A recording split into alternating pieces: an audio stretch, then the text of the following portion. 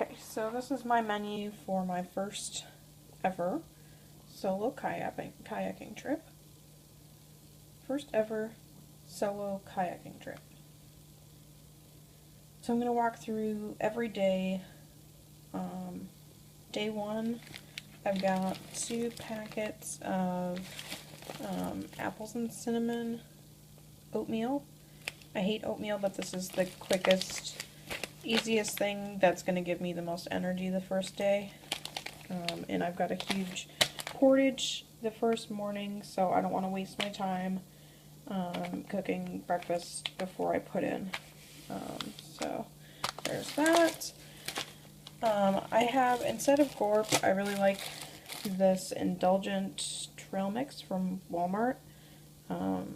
It's got cashews, peanuts, a bunch of different, like a white chocolate, butterscotch pieces, and then instead of raisins, it has, I'm not sure what fruit it is, I'll have to look it up.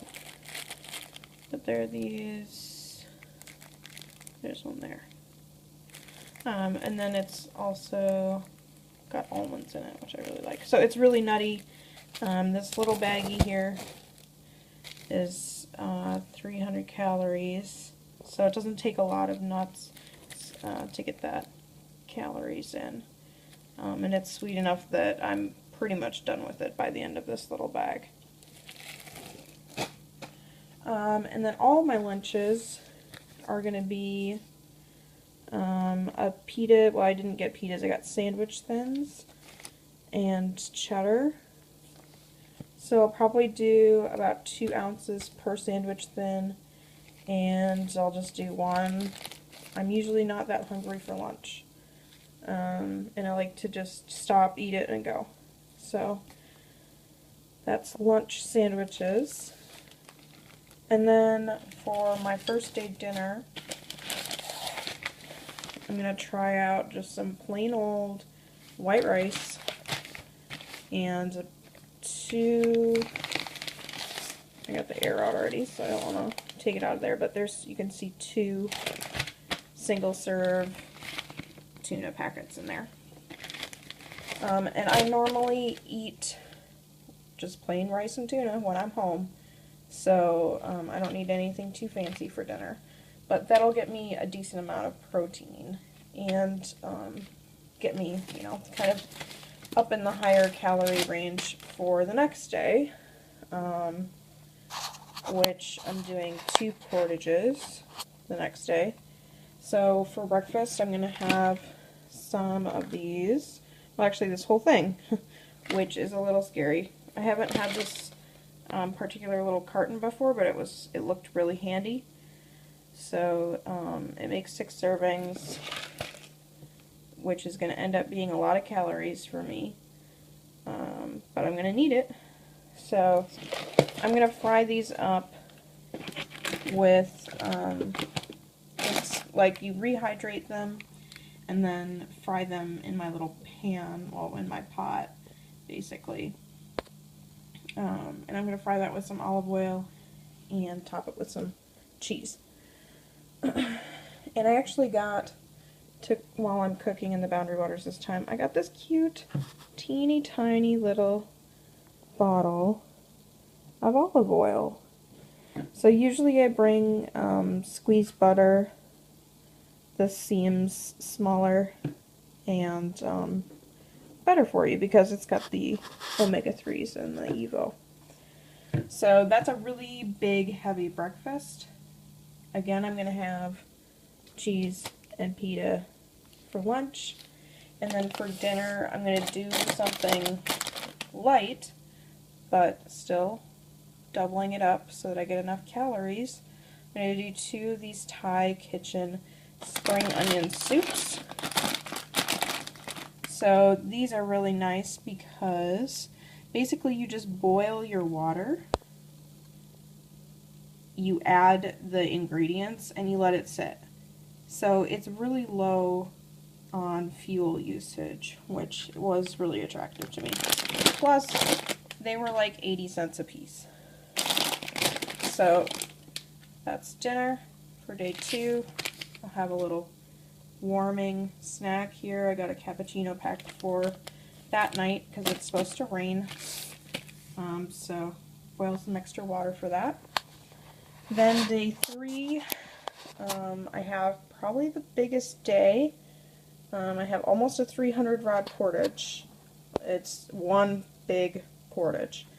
So I've got, for some extra fuel, I've got the Gorp again, but then I also have these Prime Energy Chews, which I've had them once or twice when going for runs, and I think that they help me. I really don't like those goo things, goo packets, so I'd rather have something to chew. For breakfast, since I do have such a big day, I want it to be quick and easy, so I'm doing 2 packets of oatmeal, cappuccino to warm me up, because I'm guessing it's going to be raining all day the second day, and if it's cold, whatever, extra sugar, extra warmth. And then after my big long day, I'm going to have a pastaroni, and this comes out to my big calories to kind of get me to recuperate for the evening. So 860 calorie dinner is pretty big, pretty substantial. So then that brings me to my last day, which I'm packing out. So I will do these Hungry Jack hash browns again with some cheese, and you know, finish up whatever is left of the cheese and sandwich thins for lunch. And good old Gorp again, which I guess is a little redundant. Good old Gorp. And then I have emergency rations. I usually bring 2 ramen that I never eat, just in case if for some reason there was frost and I needed to stay an extra day or something. Who knows? I have some ramen.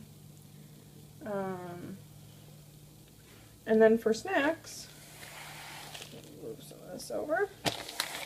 So I have everything marked just so I know, like, if I need extra calories, I can say, okay, this is a good 100 calories I can put in me. Of course it's sugar, but hey, I get to do what I want because it's my trip. So I've got extra hot chocolate. I'm bringing enough so that I could have 2 packets per day.